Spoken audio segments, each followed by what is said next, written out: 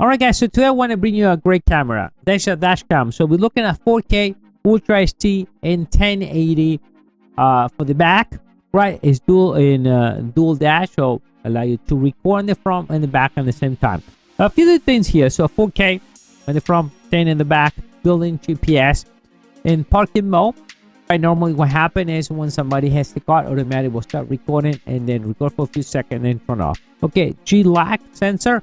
So when something hits the car, automatically will lock the file. Only read, not write, for safety. So no matter what, how many times you will be recording to the memory, always that file will be always keep nice and safe. It can support up to 256 gigabytes. That's real nice. And the aperture is an f1.8. Let me show you this right now.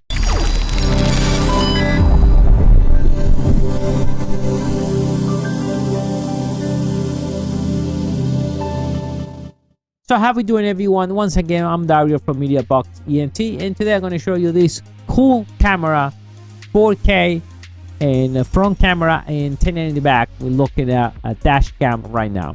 All right, so let's see what we get. Manual first, start for the easy thing. And here is the camera, nice and small. What else we got? Power, 12-volt power adapter, sugar adapter with the long cord. And we have this to manage the cable, real nice. We have a little thing to reset the case, and this is just to remove the camera if you have to. And yes, the back camera that you will connect it right in the back by the license plate. So that's the back camera. Right, you're gonna fish all the way to the car, and you're gonna plug this right on the side, okay, right there. And also it does require, right, to power it up, it does require a 12 volt. So you can sometimes grab some from the lights in the back. And this, you can either screw this thing in, or you can use the 3N cast with the screw as well too. Well, let's go over the camera right now. So let's put this into the side because we get everything. The whole kit includes everything to start right away.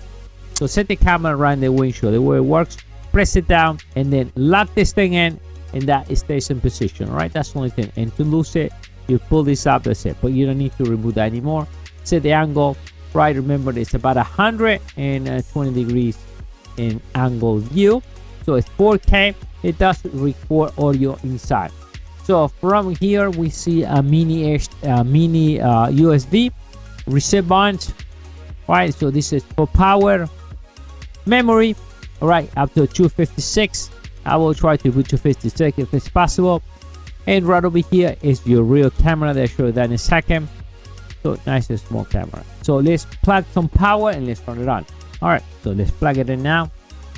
Now remember, every time you turn the car on, the camera will automatically start and it will start recording. As you see here, we see that little dot right there and also right there. So eventually this, it will actually turn off. Okay, the screen eventually it has a default. In automatic, about 1 minute it will start and turn off. And remember to stop recording, you're gonna press the power, okay? But when the screen goes off, you're gonna see the little dot right there. All right, as we can see right here, it's getting the GPS position because it does have GPS. It has a microphone, memory is installed there. They give you the time, even it checks the speed. It will imprint the speed right into the video, okay? And it will do that. I will play a little bit of video that record. See, the automatic went off for a second. So, and I will play a video and during the night. It has a real nice screen. You will see. Let me press once again so we can reactivate that. All right, so let's stop this for now and let's go over some of the menus here. So we're gonna press this button right here and we can check here. So we press power. And let's go menu, power, and allow me to check that. So how many seconds you want the screen off capture, you know? So we're gonna leave it, we can leave it off 2 seconds or 10-second timer if we want. Right there, the capture more. Okay, resolution, we have there the 4K resolution. We go 2K, right? So we're gonna press that right there. Quality. All right, so quality, we have normal, fine, economic. I will leave it normal or fine if you want that. That's the default. the ISO should be, let's check here, automatic. You can set to 100 if you want. I will leave it automatically, right? You want to play with that. And the anti-shaking right there, and it can be on or off if you want. By default it's off, so you want to print the day and time. A screensaver, that's what it is. I'm going to press here, and automatic 30 seconds, it will turn off automatically, right? So we'll leave it at 30 seconds. Delay powered off, and it's 5 seconds. So what happens is when you turn the power off, the camera will still record for another 5 seconds. You can increase that with safety reason. Maybe when we get out of the car, the camera still record for another extra 10 seconds. All right, so we're gonna press the power there and go there. Key tone, and that's the key tone you hear right now. Right, language, you can change to different language, and we get English, Spanish, and Portuguese. You have Russian as well too.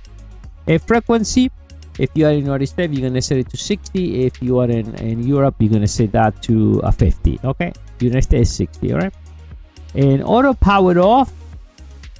Okay, by default is off. You can just turn it on 1 or 2 if you want there.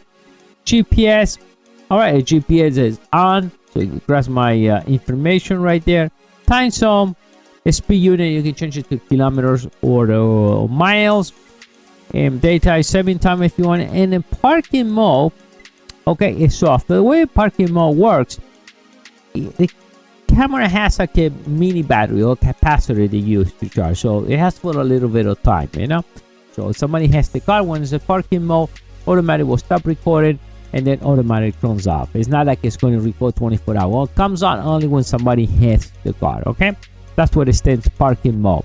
Okay, format, you should format when you get the memory there, right? And if you think you're I'm not sure what you did and you want it and set this to factory reset, you can do that by default settings, and you leave the camera the same way you grab it. There's not much to do. I think by default that works perfect. We can always review these videos as well that we have record right here. It has a nice view.